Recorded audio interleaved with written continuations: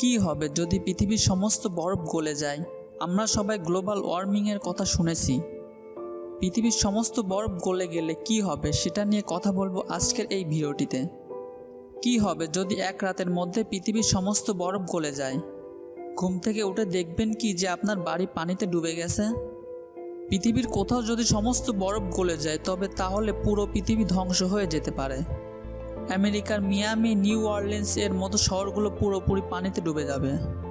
কখনো কি দেখেছেন একটি সম্পূর্ণ ভরা গ্লাসের আইস কিউব কিভাবে গলে? ওয়াটার লেভেল কি বেড়ে যায়? সত্যটা হচ্ছে বাড়ে না।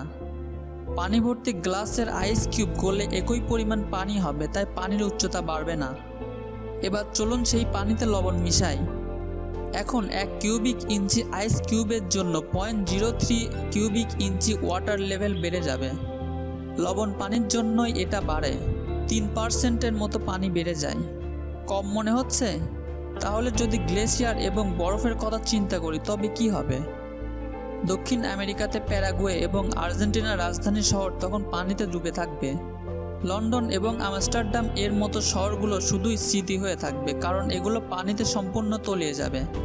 বর্তমানে পৃথিবীতে 5 মিলিয়ন কিউবিক মাইল বরফ আছে এবং বরফ প্রতিনিয়ত গলতেছে। বিজ্ঞান সেটা প্রমাণ করে দিয়েছে। বিজ্ঞানীরা ধারণা করতেছেন প্রায় 5000 বছরের মধ্যে অ্যাভারেজ পৃথিবীর তাপমাত্রা 58 ডিগ্রি ফারেনহাইট থেকে বেড়ে 80 ডিগ্রি ফারেনহাইট হবে। আমাদের পৃথিবীর 5.8 বিলিয়ন স্কোয়ার মাইল এলাকা জুড়ে বরফে ঢেকে আছে। যদি এক রাতের মধ্যে সমস্ত বরফ গলে যায় তাহলে সি লেভেল প্রায় 230 ফিট বেড়ে যাবে, যেটা লন্ডন টাওয়ার ব্রিজকে ডুবিয়ে দেওয়ার জন্য যথেষ্ট।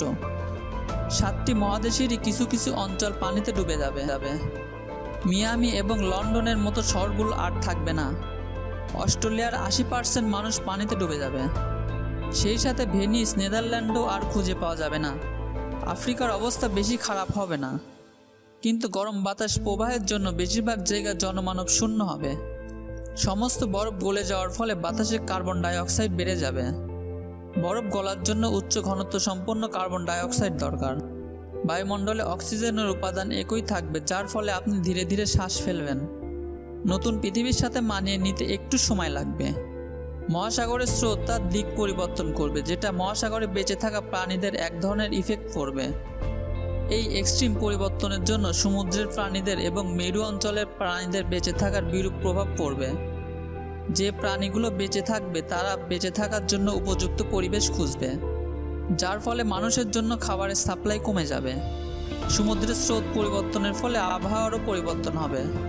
মরুভূমিতে অনেক বেশি বৃষ্টি হবে এবং যে এলাকায় বৃষ্টি হয় সেগুলো শুকিয়ে যাবে। এতে চাষাবাদ নষ্ট হয়ে যাবে এবং পৃথিবীতে দুর্ভিক্ষ শুরু হবে। বাতাসের দিকও পরিবর্তন হয়ে যাবে। সূর্য রশ্মিকে রিফ্লেক্ট করার মতো বরফ না থাকলে সূর্য মহাসাগর থেকে আর্দ্রতা বয়ে আনবে এবং যার ফলে আকাশে অনেক মেঘ তৈরি হবে। পাহাড়ি এলাকার মেঘ অনেক বেশি হবে এবং প্রচুর বৃষ্টি হবে। হারিকেন ঝড় মাঝে মাঝে হবে, যেটা বন্যা সৃষ্টি করবে।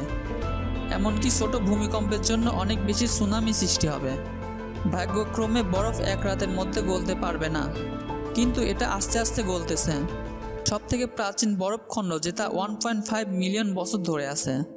কিন্তু ইন্ডাস্ট্রিয়ালের জন্য এভাবে যদি জলবায়ু পরিবর্তন হতে থাকে তবে 5000 বছরের মধ্যে পৃথিবী বরফ শূন্য হয়ে পড়বে। প্রতি স্কোয়ার ইঞ্চি বরফ গলে যাওয়া মানে মানুষের জন্য হুমকি স্বরূপ। পৃথিবীর প্রায় অর্ধেক মানুষ সমুদ্রের কাছাকাছি বসবাস করে। বরফ গলে যাওয়ার ফলে ঘরবাড়ি, ইন্ডাস্ট্রি, কৃষি জমির জন্য অনেক মারাত্মক প্রভাব পড়বে।